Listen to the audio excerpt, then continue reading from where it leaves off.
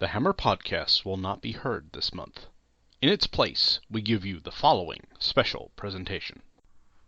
At this point, you are probably expecting the Legends of the Superheroes opening. Well, I have a few things to take care of before we get to that. First, and I have to say most important, is I need to tell you that this episode is brought to you by the generosity of Tim Elliott. Tim made a donation recently to Two True Freaks, and he said it needs to be split between these 6 shows.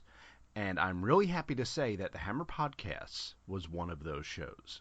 Now, I've only been doing this for less than a year, and to have someone like Tim, who's a loyal supporter of the network, and my shows in particular, give a donation like that, it really makes me feel good and proud of what I'm doing here. So thank you very much, Tim. And if any of you would like to make a donation to help out this or any other of the Two True Freaks shows, you can just go to twotruefreaks.com and click on the PayPal link. Now, second, I have to thank Shawn Engle. Shawn was my guest on this show, and this was recorded shortly after Skype decided to force itself to update on my computer, meaning that the Skype recorder that I normally used didn't work. And we didn't find this out until after the recording was done.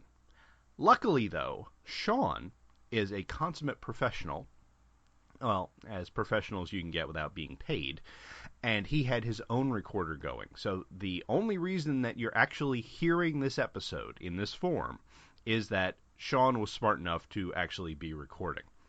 So, let me throw a few promos in here, and then on with Legends of the Superheroes.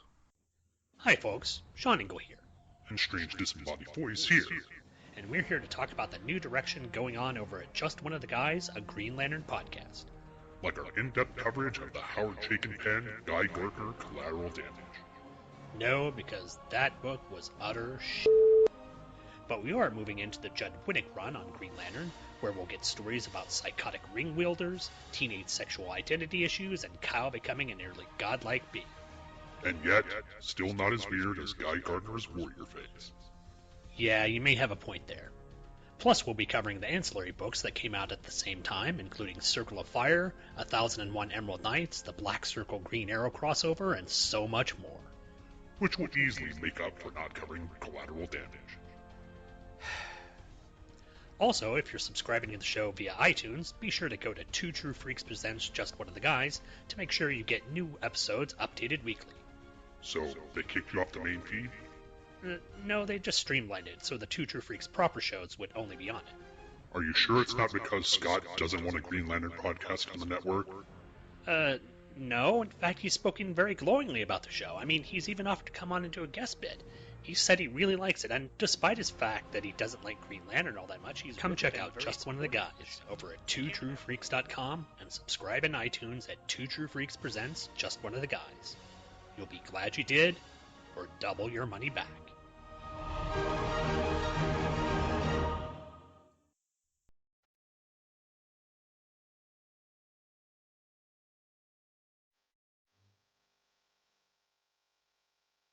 I have called you all here today at the behest of Don DiManzo to discuss the expansion of our Jersey territory.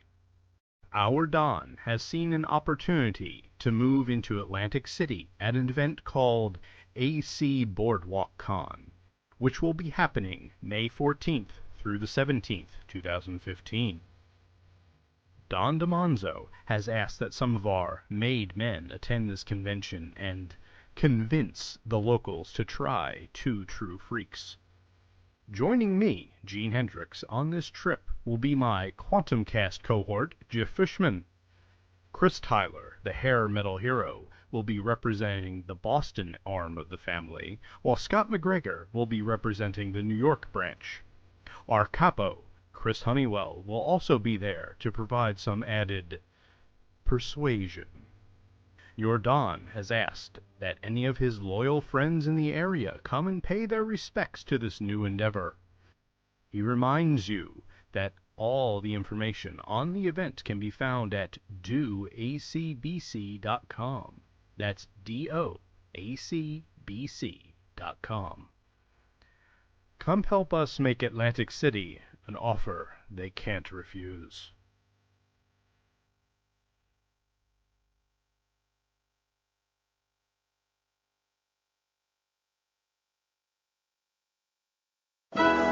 Legends of the Superheroes. For centuries, the world has been protected by a group of extraordinary men and women who have dedicated themselves to fighting crime.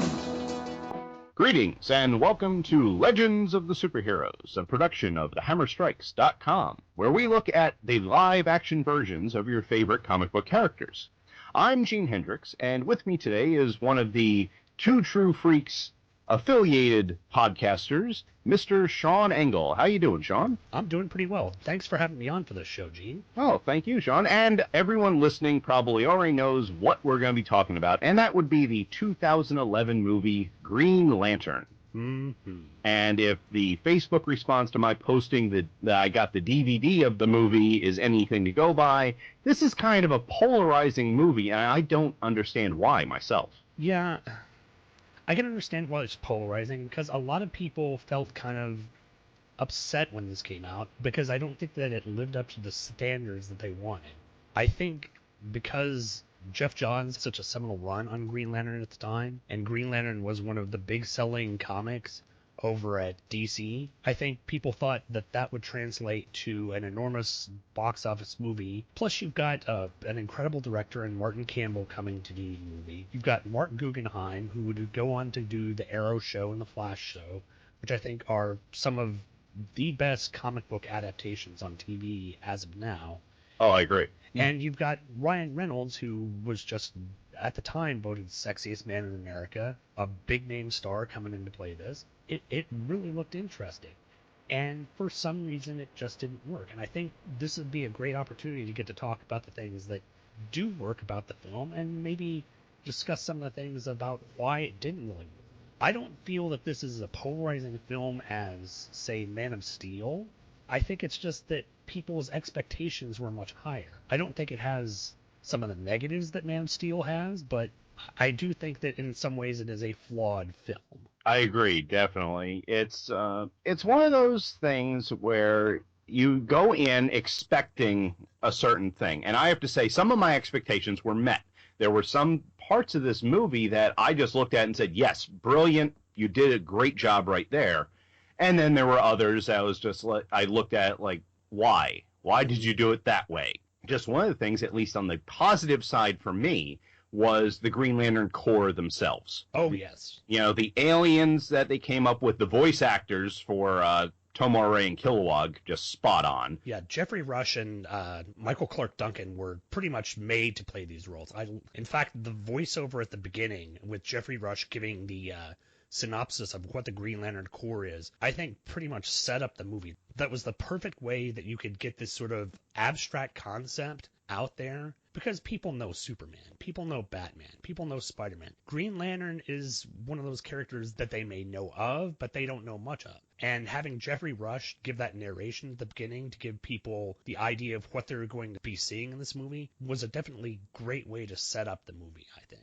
Oh, yeah. I mean, you needed some type of plot exposition, and that was just the perfect way to go about it. With the visuals of going through the universe and how the galaxies and the clouds and everything formed the faces or the objects, it was brilliant. And I know there are a lot of people out there that don't like the movie Green Lantern costume, and I agree it has a few too many lines on it. But I like the idea that it was a fully CGI costume, because it's supposed to be created by the Ring. It's supposed to be an energy construct, so it should look like it isn't quite real. Mm-hmm.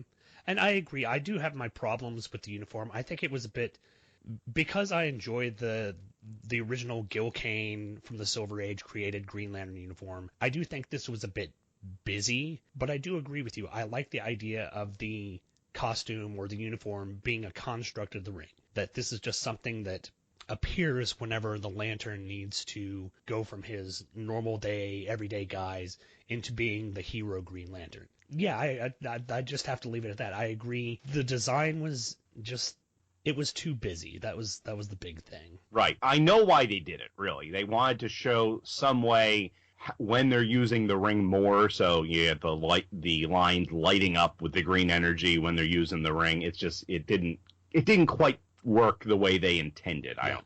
I think they were also trying to go because at the time in the comics, what they were doing was when the lanterns would use their energy, you'd see the Green Lantern symbol on their chest sort of pop off and have an energy symbol in front of it. So if they could have done something like that, I know when Ryan Reynolds was doing things, the lantern symbol on his chest would sort of glow a bit more. So I think that was kind of an analog to what they were doing. The design element in the movie was just a little bit different from what the design element of the comic. Right, yeah. Speaking of Ryan Reynolds, as we get there, Mm-hmm. I think with the stuff he was given, I will get into my issues with that later, but with the stuff he was given, I think he did a great job in the performance. A lot of people try and say he was this goofy guy and, like he's stereotyped to be a lot in a lot of his roles.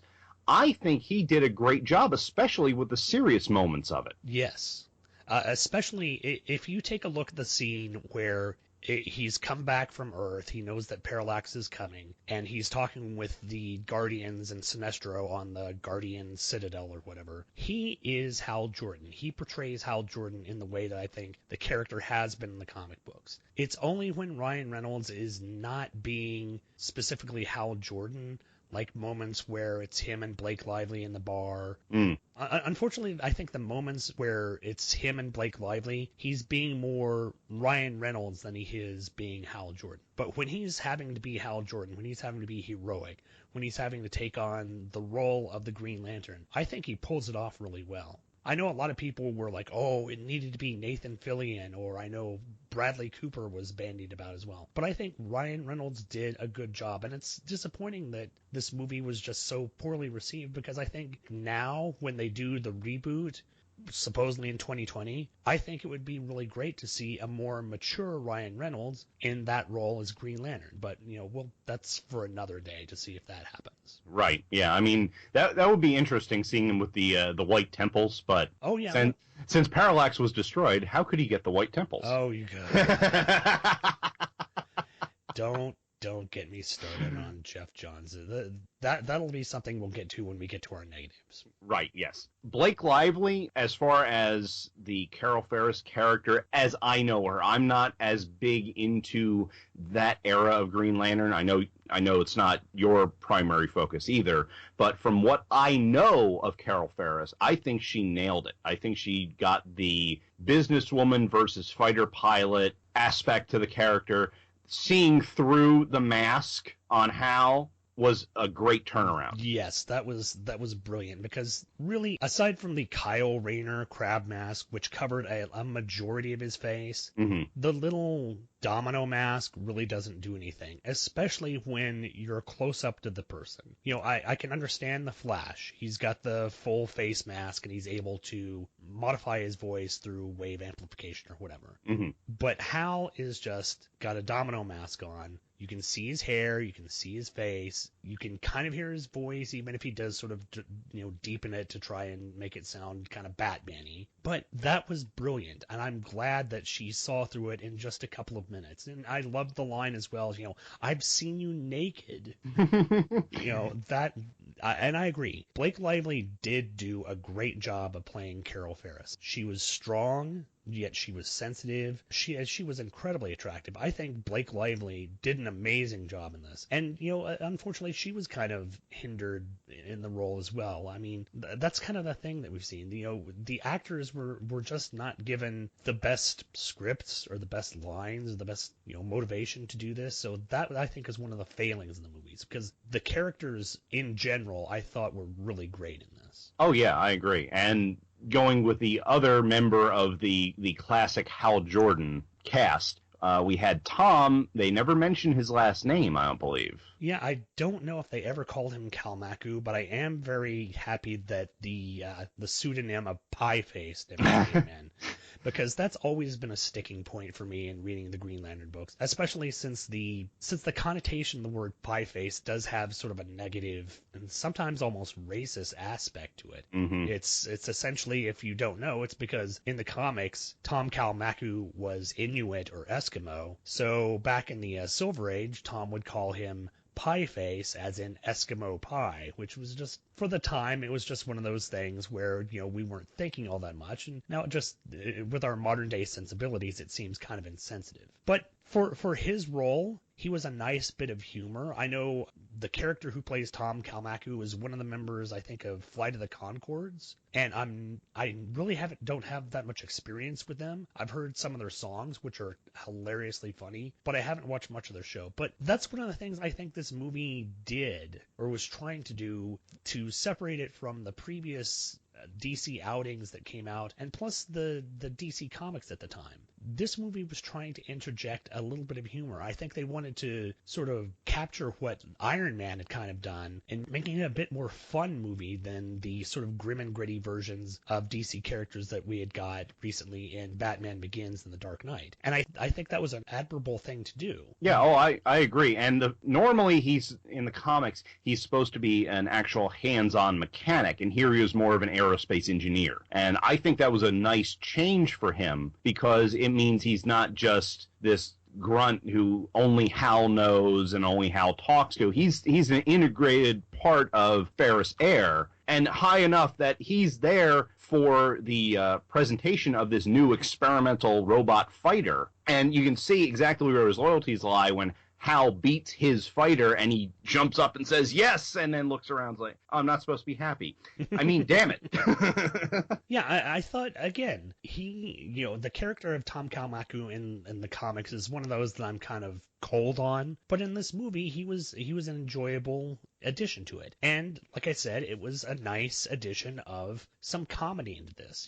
Like I said, we'd had Batman and The Dark Knight, two very dark movies, especially dealing with the Dark Knight and the Joker and the kind of grim character that he was. It was an attempt by DC to sort of put some fun into their comic book characters, and I think in some places, especially with the addition of this character from Flight of the Conchords playing Tom Kalmaku, I think it worked rather well. I agree. I would like to see more stuff from DC with a little bit of humor interjected in it. The other character that we haven't mentioned yet is we've got a couple more characters. We've got, of course, Hector Hammond, who is played by Peter Sarsgaard, who I think would have been the character I would have liked to see be the main villain in this. I agree. I thought that Hector Hammond as a villain was completely wasted in this movie. If they had just taken where his arc was going, it didn't have to be he was infected by parallax. I believe in the Jeff Johns comics, he was affected by Abin Sur's spaceship's drive fuel or something, and that's what caused his mutation. And that would have worked very well, and just keep going with that, and as his mental powers get bigger and bigger and bigger, then he becomes this world-shaking threat. You don't need the parallax stuff in it. And the ending for his character in the movie just being killed like that before he became the uber bad guy of Green Lantern, it's a waste, in my opinion. Yes, I fully agree with that. I think, if you don't mind, I'll get into the one real negative that I think has the film is parallax and the inclusion of parallax. I think the decision to go to essentially the biggest threat that Green Lantern has ever faced in your first movie is doing a big disservice to the movie. If they would have spent time focusing in on Hector Hammond's character, and I think Peter Sarsgaard did a great job of playing this character who was very isolated and very uncomfortable, and he was kind of an analog for the nerdy people who like to watch this movie. Some of those people who aren't as outward as, say, Carol Ferris or Hal Jordan. So it gave us as viewers a sort of endpoint and gave us ability to sympathize with him. And the fact that they decided to rely on the big bad in the comics at the time of Parallax rather than Hector Hammond, and established Green Lantern villain, was just kind of a disappointment for me. Because, like I said, develop that character more, do an interesting, more Earth-based character for your first movie, and then move out into space and move out to the bigger problems in the next couple of movies. I think this would have worked a lot better. I agree. And Parallax is also one of the two major negatives I have on this movie, and it's partially because of his inclusion as, the big bad villain, but also because they decided they wanted to go and make him Galactus from Rise of the Silver Surfer. Well, and they also wanted to sort of tie him in, and I don't understand this, to the character of Krona, the lost guardian from Crisis on Infinite Earths. I mean, as much as I'm kind of hit or miss, as I've said before on my show, I haven't read all of Jeff Johns' run on Green Lantern. I'm not a hater of Jeff Johns, but sometimes I'm not a fan. And the fact that they took, first of all, the character of Parallax, which was just supposed to be Hal Jordan, who went crazy because Coast City got destroyed, then later got integrated to this entity of fear, which then later got expanded on to these various entities that are the source of the Green Lantern various different cores. But that they felt that they needed to include him in this. It was just, it felt more of Jeff Johns' wanting to put his story into the Green Lantern movie rather than letting the entirety of the Green Lantern mythos play out. It felt too much like Jeff Johns manipulating the movie. Yeah, the problem is it didn't even come out to be his take on Parallax either. It was this, I watched the movie recently. I saw it twice in preparation for the show. Before that, the only time I saw it actually was in the theater when I went to see it. And I think it speaks to the movie in it. I didn't hate it. I didn't say I never want to see this again. It was just one of those, well, that was okay. Mm-hmm. I never had an urge to see it. And part of that was when I was in the theater watching it, and they have Hector Hammond on Earth, powerful, communicating this uber powerful cloud ready to destroy the Earth. I'm thinking, oh, somebody really liked Rise of the Silver Surfer, and they decided to do a Galactus Silver Surfer thing if the Silver Surfer didn't go good. Because that's what it is.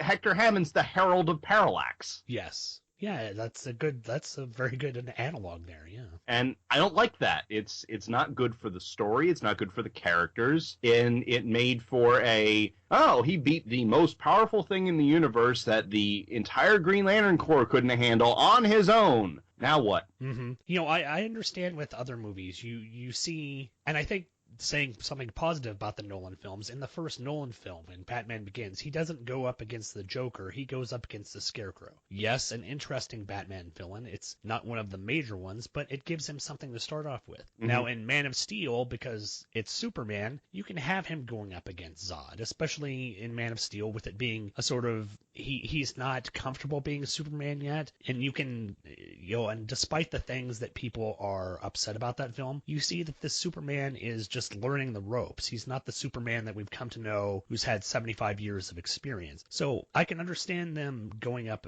those two films, for example, the villains they have in this. In Green Lantern, you don't have him go up with the one who caused him in the comics to go bat guano insane and try and restructure the entire universe. Plus also having Sinestro at the end turn for no reason was also kind of one of those things.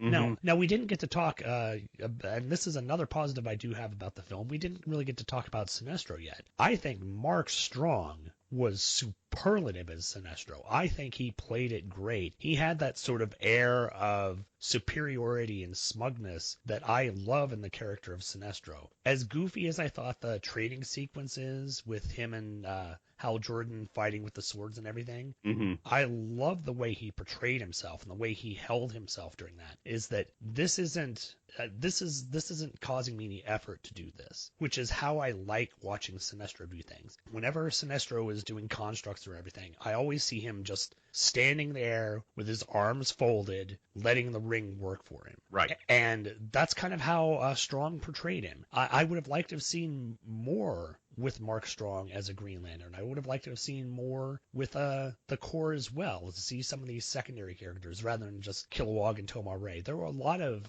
little cameo Green Lanterns in there. I tried looking online for some, but one of the ones that I saw were like Stel, Isamat, there was Chrisma, who was the butterfly one, there was Boudica, mm-hmm. Gallius Zed, the sort of Madball head one you kind of saw in the background.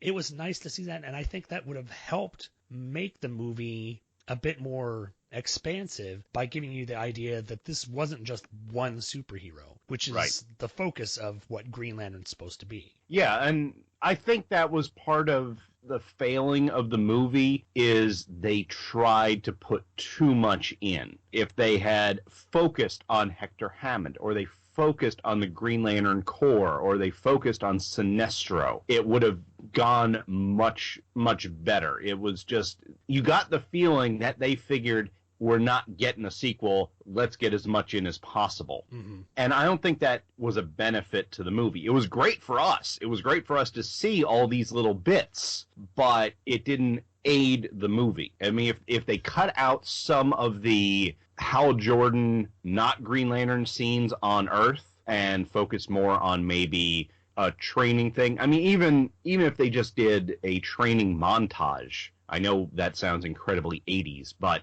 you get the feeling that he beat Parallax with 5 minutes of training with Kilowog and getting yelled at by Sinestro, and that's just a little too much for me, you know? Yeah, I agree. I understand that they wanted... It's kind of a trope of films that you have to have... You want to get as much audience as you can. Mm-hmm. So in order to bring in the female audience, you feel that you need to have some sort of relationship aspect for the movie. And that, I think, was one of the things that hindered this movie. It's not that I don't like the relationship between Carol and Hal, and to that aspect between Ryan Reynolds and Blake Lively. I thought they had really good chemistry, but I think that did take away from what we specifically needed in a Green Lantern action film of them having to train Hal Jordan, having to deal with the Corps, and getting more into this. I think if they would have, taken out just a couple of the scenes, or taken a little bit away from a couple of scenes of Hal and Carol on Earth and their relationship, and put a bit more into the training to dealing with the Corps, I think that would have improved the film quite a bit. Oh yeah, definitely. And I mean, really, now I think this is where I'm going to get into my other negative, and because we're talking about Hal and everything. Is it just me? And it could be me, but I don't think they quite got Hal Jordan right. I mean, they got him in the scene with the Guardians. That's classic Hal Jordan, but wasn't Hal picked because he was without fear? Mm-hmm. He wasn't a coward. And that's what this movie portrayed him as. I'm afraid of failing. No, this is Hal Jordan. He fails because he goes in without thinking, because he's not afraid of the consequences. He's not sitting there in his apartment having Carol Ferris saying, "No, idiot, stand up and get a spine." No, that is true. I think that is one of the ways that they didn't get the character of Hal right. I think he's a test pilot. He's arrogant. He's willing to go in half-cocked and do things without really thinking things out.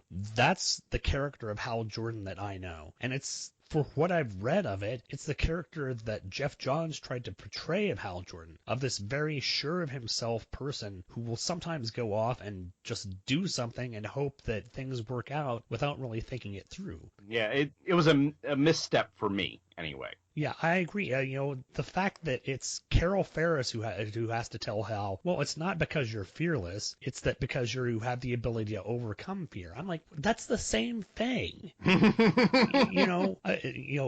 Being fearless doesn't mean that you don't have any realization that what you're doing could harm you. It means that you have the ability to overcome that and look through it and do it anyway.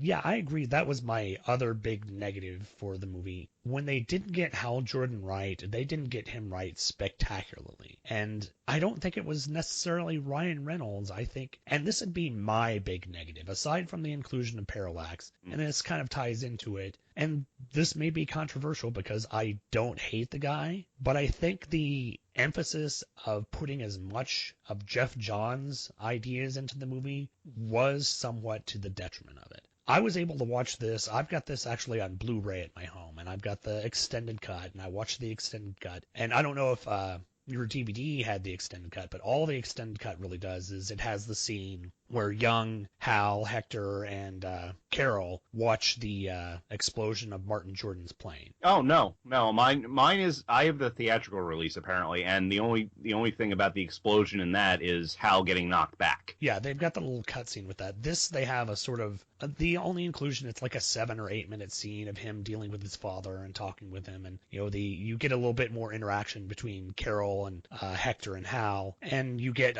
what's his name, Tim Robbins with a hair dye job, so he looks younger. But other than that, it doesn't really add all that much to the thing. But I think the emphasis of going back to that, in the Blu-ray, they didn't have audio commentary, which I would have loved because I think Martin Campbell was a great director. If you don't know, Martin Campbell, prior to this, had done GoldenEye and Casino Royale, some of the best, prior to this, Bond movies out there.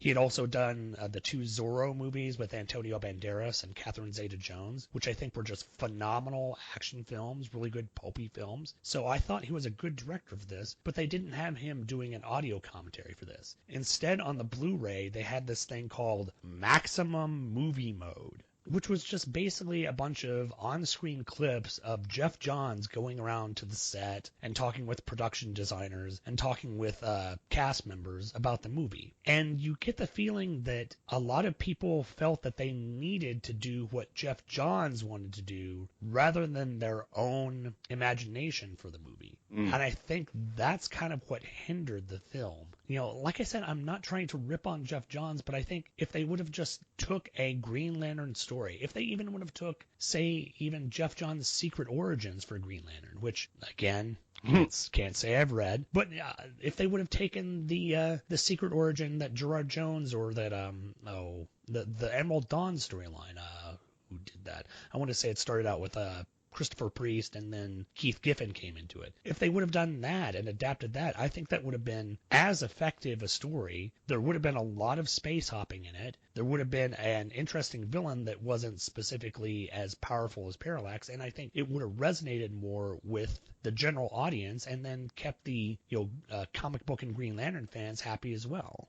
I agree. Yeah, it's, again, I like some of the things Jeff Johns has done. I dislike some of the things Jeff Johns has done, and that's not just with Green Lantern, it's across the board with DC. But you put somebody in charge as, what's his title, creative director or something like that? I think it's creative operations officer, maybe. I know he's a big muckety-muck working not only with the comics, but with, like, the entertainment. Maybe creative entertainment officer? Some like weird made-up title. Yes. But anyway, you put someone in charge like that, you have to make sure they realize, okay, you were a writer. When you were a writer, you were doing things for yourself and your take on things. Now that you're in charge of all of this, you have to move beyond that. You have to look at the history. You have to look at other people's contributions and put them in with equal weight as yours, or maybe even more if you're talking about some of the classic creators, like you were saying with the Gil Kane version of the suit, that is the Green Lantern uniform that everybody can look at and say, yeah, that's Green Lantern. So you have to, I don't know how early this was in his tenure as being in charge, but he may have just shoved too much of his own stuff in there just because he was in the position to do so. Well, and at the time, this was when Green Lantern was one of the biggest selling titles. You know, we're coming off Blackest Night, which was, whatever your take on Blackest Night, it was a big selling event for the Green Lantern books. And also, I don't want to say this, but there was a lot of going on with the Superman comic, and especially with the lawsuit between the Schusters and DC, kind of concerned whether Superman would have been a property that they could hang on to, that they were, and I've heard other people postulate this, that this might have been DC trying to hedge their bets and getting a big name superhero out there in case Superman had to go away. Thankfully, they worked out something where that wouldn't happen, but I think, yes, that Jeff Johns decided to promote Green Lantern, and specifically his version of Green Lantern for this movie, over the near 70 years of Green Lantern history that they had prior to that, and, say 45 to 50 years that he had of the Silver Age stuff, was one of the big detriments for this movie. Yeah, it's just one of the things that, if you watch the movie just as a movie, which that's usually how I end up talking to my wife about it, because she doesn't know anywhere near as much as I do about these things, although she reads comic books and stuff, so she knows a little bit. She can look at it and say, oh, well, that was a cool movie, where I'm sitting there like, no, they shouldn't have done that. And so I think part of the problem, and this goes back to just the general attitude, it seems, for me, I'm stuck in my 80s and 90s mindset, but it seems like the comic companies now are, we need a new audience, so screw everybody that's already buying it. And that's kind of how this movie was. It's like, yeah, well, yeah, it's Green Lantern. We got some of the stuff you like, but we're just going to change things regardless of what you think. And it leaves a little bit of a bad taste in my mouth, which is why I say I like the movie. I'm not a huge fan of the movie. I don't dislike it. I like it. Well, and as for comic book movies, like I said at the beginning, this was kind of a switch for DC. They hadn't really had a fun DC Comics property in a while. Like I said, prior to this, we had the 2 Batman films coming up. And then prior to that, I'm trying to think DC Films Catwoman, which is probably best not remembered. And, they had some other things. I know they had Steel and then Superman 4 prior to this. So their track record for enjoyable, fun movies wasn't good. And the road that they were going down in the comics was a much darker road. And the road that they were going down in the films with the Nolan films was a much darker road. I think it was a noble effort for them to try and do a more comedic, a more fun-loving type movie. But I think the inclusion of the character of Parallax and that emphasis on trying to keep the ideas that Jeff Johns or that the comic books were doing at the time definitely belied the fun feel of the movie. It just diminished it in some way. Right. Yeah. Okay, enough with the negatives. Let's get back on some positives. One of the other characters that we didn't talk about and who I think was kind of woefully underused was Angela Bassett as Amanda Waller. And first of all, I just want to say, I like Angela Bassett because I think she is an incredibly attractive woman, and I love to see her in the role. But unfortunately, she also falls into that sort of New 52, revitalization of the characters where she's no longer this just very large woman. She has to be attractive. Not that I mind because Angela Bassett is attractive, but I enjoyed her addition of the character in the movie. I liked it. And it also set up the idea that there could be, it also sort of set up the DC universe as well. You've got the person who's going to be behind the Suicide Squad here. So I enjoyed seeing her in the movie. Yeah, I like the fact that Angela Bassett was there. She's a great actress. Love her, seeing her in whatever role. I don't know if it had to be Waller, though, because Waller isn't a scientist. She's a political mover and shaker. That's how she is in every other iteration. This one, they decided to make her a scientist, and it's like they only did it for the name drop, in my opinion. I understand, where you're coming from. That's expanded DC universe stuff. You could have put Victor Stone's mother in that role. For those of you that don't know, and why you're listening to this, not knowing this, I don't know. But the Victor Stone is cyborg, and both his parents were scientists. So if you had his mother as that doctor, you could also see, the flashes like you got with Hammond. And then if she ended up dying, that adds to the cyborg character that you have in another movie later on, we hope. Which, they do have scheduled for, 2018 or something like that. So there will be a cyborg movie coming up. Yeah, I agree. I think they tried to put her in as a sort of, if they wouldn't have made the emphasis of her being a scientist and would have just made her a sort of manipulative X-Files type government agent, I think that would have worked better. Yeah, like just saying she was in charge of the project. Not introducing herself as Dr. Amanda Waller. Just, I'm Amanda Waller, I'm in charge here.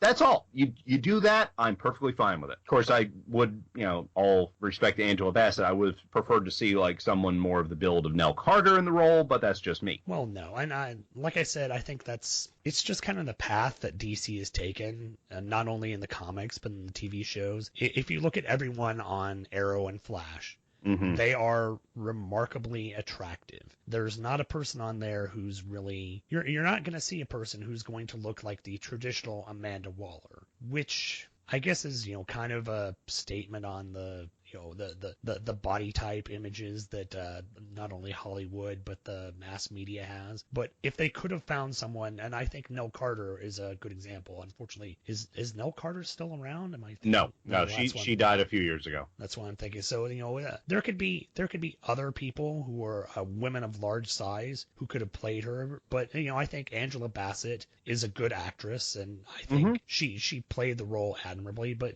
she just doesn't have the specific body type for the character. Right, and that's a minor thing. Mm-hmm. She did a great job as the character, so I'm happy with it. And I have to say, also someone who did a great job, and I don't know if he's actually in the comics, but Tim Robbins was amazing. Mm-hmm. He doesn't play scum that often, and in this he was really, really good at it. Yeah, I like Tim Robbins as an actor. I have to sometimes divorce him from his actual persona as Tim Robbins, because a lot of times, like a lot of Hollywood people, he gets this sort of attitude of, oh, well, this is what you should do. I think the politics sometimes plays in, but when he's playing a character, I really enjoy him. And yeah, he was a sort of smarmy, evil politician, and the fact that he's again, I'm not certain if he has any relationship to a comic character, but I enjoyed him as an inclusion in this movie. I like the idea that there's this sort of smarmy guy who's related to Hector Hammond, who's behind this government agency, who's funding it through Congress, and it worked for it. I thought he portrayed the role of this evil politician really well. Yeah. I also have to say one of the biggest disappointments in this movie is that there is no sequel with Sinestro with the yellow ring, because to get that reveal after the first run of credits of him putting on the ring and smiling, which he didn't really do the rest of the movie. He was very serious the whole movie. Mm-hmm. And that makes me want to watch Green Lantern 2, Hal Jordan versus Sinestro, and they never made it. Yeah, well, I think the problem with that is that Sinestro putting on the ring really wasn't deserved. There was really no reason for him putting on the ring. And if there is another negative I could say about the movie, is that the development of the relationship between Hal and Sinestro was just so minimal. You really didn't get any of Sinestro's backstory, why he'd want to have this ring that's based off fear rather than will. Sinestro is an interesting villain, especially, and again, I'm harkening back to the late 90s with the Emerald Dawn 2, plus with, what Jeff Johns has done with him in not Secret Files, but Secret Origin. So there's a lot of good to be culled from the idea of Sinestro, and as much as I would love to see Hal go up against Sinestro in the second Green Lantern movie, the fact that it was just put there at the end with no real reasoning behind it, kind of diminishes him putting on the ring for me. Yeah, it was basically a throwaway scene. It was, we know you want it, here it is. Yeah, it kind of felt, and I hate to say this, it kind of felt like DC saying, well, Marvel does all these, after credit sequences. We'll do one as well, and we'll have Sinestro putting on the ring, and that'll get everyone excited for the next movie, which, unfortunately, now we know it's going to be a reboot. Right, but hopefully it's a reboot with Jon Stewart, because I prefer him as a Green Lantern myself. Do you want to talk a little about the sure. idea of the Green Lantern in the next Green Lantern movie? I would like to see Jon Stewart as well. Now, personally, as would be no surprise to anyone, I would love to see a Guy Gardner or Kyle Rayner movie, but unfortunately you really can't do Guy Gardner or Kyle Rayner because they rely so heavily on the characters of Hal Jordan. Mm-hmm. So you have to have a Hal Jordan movie before you could have either of those characters. But I think Jon Stewart would be an interesting idea. I think he's probably, to the modern fans, he's probably more recognizable, specifically because of the DC animated universe output and the work that the character has done in the Justice League and Justice League Unlimited. I don't know whether they're going to go that route. I would love to see Jon Stewart in the film. I would love to see maybe Hal Jordan be the Green Lantern, since we've got this sort of origin story out of the way. That the Green Lantern movie just be Green Lantern doing something. I'm wondering if they're going to have hints of Green Lantern in any of the other DC movies coming out. Dawn of Justice will be out before that. I think even the two Justice League movies will be out before the Green Lantern movie. So if Green Lantern isn't included in those, I'll be surprised. So for the 2020 version of the Green Lantern movie, I would just like to see that be a Green Lantern story and not have to go back to the origin again. Right, yeah, I much prefer... I mean, there are some times where you need an origin story, and, this is one of those things where people would have a little bit of an inkling now, especially if there's a Green Lantern appearance, like in Dawn of Justice, which is basically going to be everybody's getting a cameo movie, I think, the way it seems to be going. Mm-hmm. But I prefer, especially now, and it could just be the grumpy old comic fan coming out, but I would prefer to get bits and pieces coming in during the movie rather than a full-on origin. And the movie I can point to that did it extremely well is Tim Burton's Batman. That is not an origin movie. That's Batman's already operating, and you get little flashes of, oh, his parents were killed. Oh, it happens to be the Joker, but that's another conversation. But that was the one that broke the Superman mold. It was not we're taking him from a kid and showing what happened to him, and now he's Batman. No, he was Batman at the beginning of the movie. Mm-hmm. And if DC could do more like that, and then you just, if it's Hal Jordan or Jon Stewart or Guy Gardner or Kyle Rayner or whoever, Green Lantern just shows up at the beginning of the movie and he's doing stuff, and then maybe a flashback or two, or just exposition. Well, how'd you get the ring? Well, it's weird. This little blue guy actually showed up behind a bar with the ring and gave it to me. Oh, I would. And that's all you need. Yeah. That's the aspect I would like to see in the film, because, and I think I want to say with directors, and I don't think that he would be a good director for a DC film, but with directors like Quentin Tarantino, who have the storytelling ability to tell stories out of sequence and give flashbacks and such, that would be a great way to tell it, rather than having the sort of linear, well, we started him as a child and he had this horrible accident where he lost his father, and then he grew up doing this, and then he was selected, he met this alien who gave him a ring and everything. If we could have those sort of flashback things, and I think DC kind of tried to work that in to the last Superman movie, having the story not be specifically it was an origin story. It was Clark finding out that he was Superman, but it didn't necessarily start at the beginning as him as a kid. Yeah, and I thought they did a good job with that, with the flashbacks, because they emphasized a particular point of where he was as an adult. Looking back, this is how he formed that opinion as a kid. Exactly. And I think if they could do that in subsequent films, let them tell a story rather than be nailed to telling an origin story, I think that could have worked. You have your story going on, but you can have flashbacks to the origin to help relate to people who are not specifically knowledgeable about this character, to give them some basis of knowing where this person came from. Mm-hmm. Yeah, and they did a little bit of that with this movie, getting back to the actual topic at hand,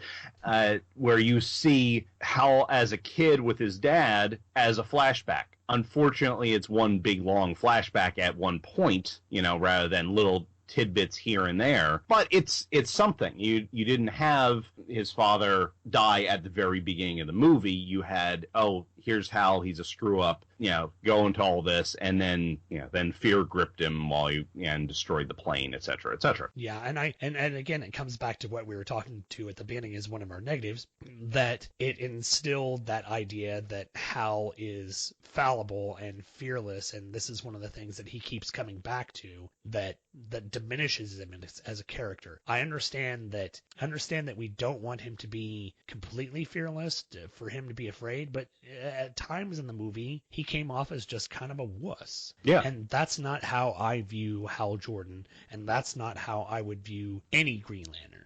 Even Kyle Rayner, who did not have the selection process that technically the Green Lantern Corps was supposed to have. You never in the comics saw him as afraid as you do see Hal Jordan in this movie. So I think that is one of the big negatives for this film, unfortunately. And I guess the question becomes, we basically have two big negatives: Hal Jordan's characterization and Parallax. Yes. Do the positives of the movie, which is the whole Green Lantern Corps, the actors themselves, etc., do those positives outweigh the two big negatives? In my opinion, yes. I don't think that this is a great film. I'm not going to hold this up to the Richard Donner Superman. Mm-hmm. I'm not going to hold this up to many of the Marvel movies, say the Avengers or, Guardians of the Galaxy or the first Iron Man movie. I understand what they were trying to do. I think this is what you could say would be a flawed attempt at trying to make a superhero movie that was much lighter and much more accessible, but just got bogged down in trying to relate to the minutia of the comic at the time. The emphasis of trying to bring in the Jeff Johns storyline, especially Parallax, was what diminished this film. It doesn't make it a bad film, but it doesn't put it up there as, one of the ones that you'll say, oh, we've got to go see this again. It doesn't have necessarily the rewatchability that, say, Guardians of the Galaxy or Captain America Winter Soldier would have. Right. Yeah, I would classify this as a decent movie. It's a movie that if I'm going to have it on, it's fine. It's not something I'm going to actively avoid. And there are a few out there that I do actively avoid. But this one, watching it twice in the past few days, just, to take my notes and refamiliarize myself with it, I found myself enjoying certain parts of it. And, there are the complaints, but I would say that the positives, especially anything on Oa, outweighs any of negatives in the movie. Yeah, and anytime that there is Green Lantern action going on, the movie succeeds. When he's on Oa, when he's making constructs, the fight scene in the alien operating room, the fight scene at the end with Parallax, especially on Earth where he's throwing up the constructs and everything, those are superlative. Those are great Green Lantern moments. But when you have the human interaction and Parallax, I think that's what brings the movie down, unfortunately. Yeah, I would say anyone who, and sorry for the spoilers if you haven't seen this yet, but then again, why are you listening to this if you haven't seen this movie yet? If you haven't, or you haven't seen it since it was out in the theaters, I would say give it another watch. I seem to be doing that a lot lately, telling people to give movies another watch. Well, an interesting thing was, and I think Michael Bailey commented on this at the time of this show being recorded, that recently on the FX network, this movie was playing. And it was interesting that you contacted me because, I had just watched the movie on FX as well. And I was like, the movie's not that bad. It's an enjoyable movie to watch. And it was my wife who was actually flipping through the channels and started to watch it, because my wife loves to mock me about my comic book loves. She was just like, ooh, it's the Green Lantern. Is he the one who says Shazam? And I was like, no. Oh boy. Oh, is he the one in the red cape and the red underoos? No. Mm-hmm. So no, it's a red shirt and purple cape, actually. Yes, but that's for another movie. Yes, well, I would love to see that movie. Make that movie now. I know Scott Gardner and Michael Bailey will pay for it. All right, well, I think we've beaten this sufficiently into the ground. Why don't you tell the kind folks the multitude of podcasts they can find you on, Shawn? Oh, good Lord. Let me try and think of it. Well, primarily, and very germane to this discussion that we've had today, I do a podcast called Just One of the Guys over at the Two True Freaks Network. It's a podcast covering the 90s to 2000s version of Green Lantern, and specifically I'm focusing on my two favorite characters, who are Kyle Rayner and Guy Gardner, both of whom didn't show up in this movie at all, which could also be a reason why the movie wasn't good, because any movie that has Guy Gardner in it is going to be awesome. In my opinion. I also do a couple other podcasts over at Two True Freaks. I do Listen to the Prophets, which is a Deep Space Nine podcast. We're covering all the episodes of Deep Space Nine from the beginning, much to Scott Gardner's chagrin. I do that with Andrew Leyland and Paul Spataro. I also do Walking Dead Wednesday, where we cover Walking Dead comics and Walking Dead TV show. That's with Chris Honeywell and Bill Robinson. I do the Tangent Universe podcast, Parallel Lines, which isn't on the Two True Freaks Network, and that is about the DC Comics Tangent Universe comics, which came out in the late 90s, where they took the names of known superheroes and let some fantastic writers like Dan Jurgens and John Ostrander, Ron Mars, etc., take those characters and just write completely alternate takes on them.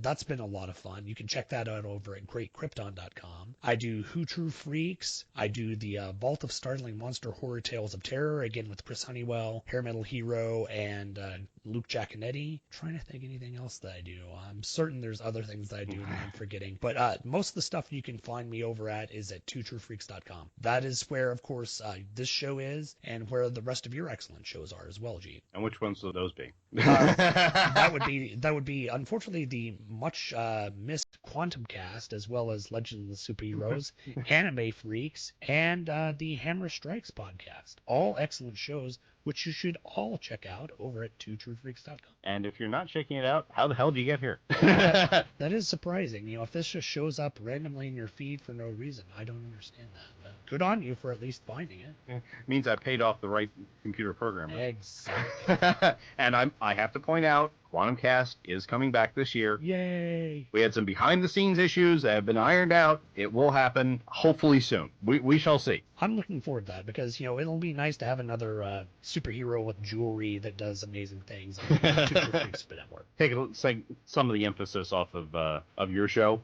Yeah, well, unfortunately, because my show is an indexing show and I'm just doing, a specific run on the comic, coming up later this year will be the end of Just One of the Guys. I will come to the final issue of Green Lantern from that era, and it'll be over. So yeah, after that, it'll be nice to have another superhero character with magical jewelry on the show, on the network. Well, okay, now I have a deadline. We have to get Quantumcast back up by the end of the year. Yes, there you go. All right, well, thank you very much, Shawn. I really appreciate you coming on talking about this movie. I was extremely glad to do it. I'm glad that you had me on. Thank you again. I appreciate it, Gene. All right, and we'll see everybody next time. Bye. Legends of the Superheroes is a production of thehammerstrikes.com and focuses on examining live-action versions of superheroes. If you have any questions, comments, or suggestions, please send an email to legends@thehammerstrikes.com. Please look for The Hammer Strikes on Facebook and Google+, part of the Two True Freaks Internet Radio Network.